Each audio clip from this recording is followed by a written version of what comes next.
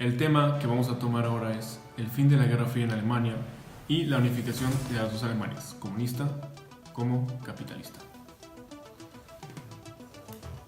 Principalmente tendríamos que saber sobre los antecedentes y sus causas geopolíticas sobre la caída del comunismo, lo cual llevaron a esta unificación. Tendríamos que saber que en 1971 Heinrich Honecker llegó a la cabeza del Partido Comunista en Alemania Oriental. Utilizó el Stasi, cual es la policía secreta de la Unión Soviética, para gobernar durante los 18 años siguientes. Sin embargo, en 1989, el malestar popular, incentivado por el endurecido régimen de Honecker, llevó a muchos alemanes orientales a huir de su país hacia el lado capitalista.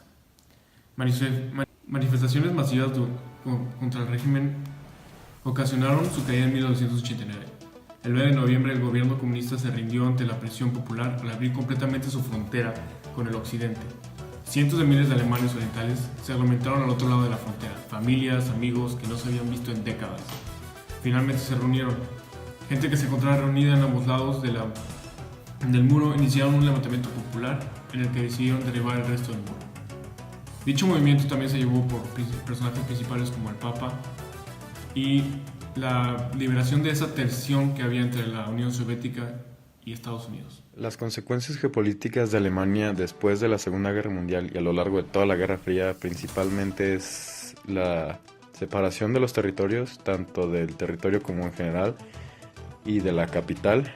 Esto se refiere a que Alemania fue dividido en dos, la mitad para las potencias aliadas y la otra mitad para la Unión de Repúblicas Socialistas Soviéticas, o sea, la URSS.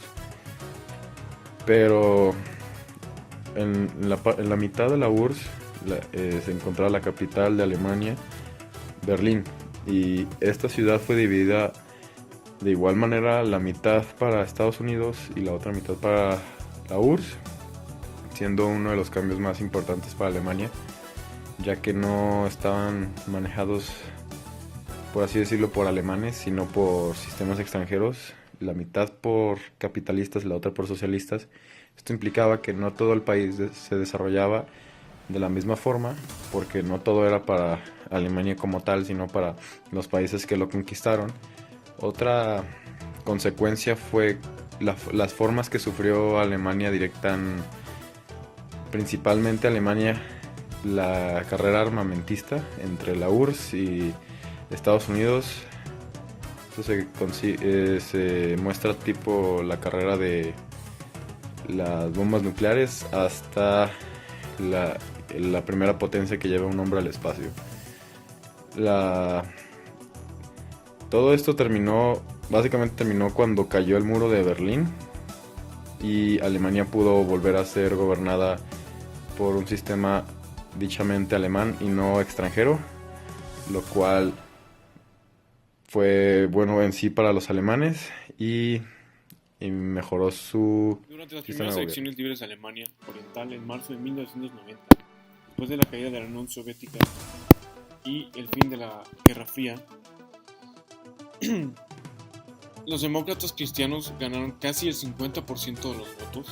Los demócratas cristianos apoyaban a la Unión Política de Alemania Occidental, o sea,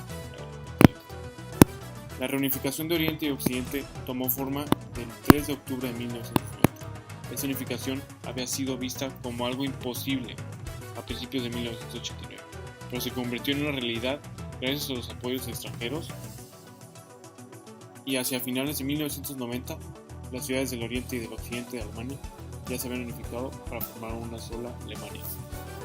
Los principales personajes en estos conflictos, como ya se había mencionado, es el Papa Juan Pablo II, que hizo reflexionar a las dos potencias de que ya no había esta necesidad de dividir a un pueblo como era Alemania.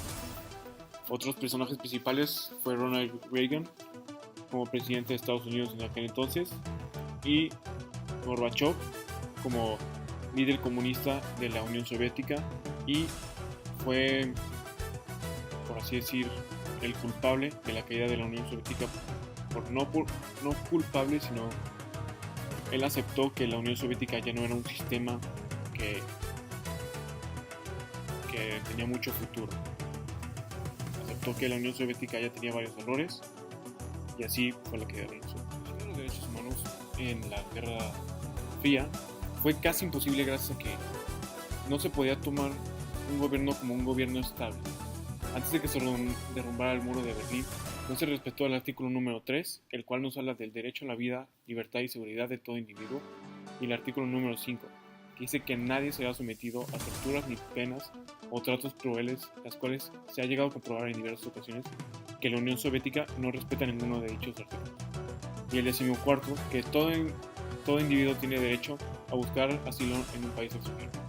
Dicho que la Unión Soviética bloqueó sus fronteras y no dejó que ningún individuo fuera al lado occidental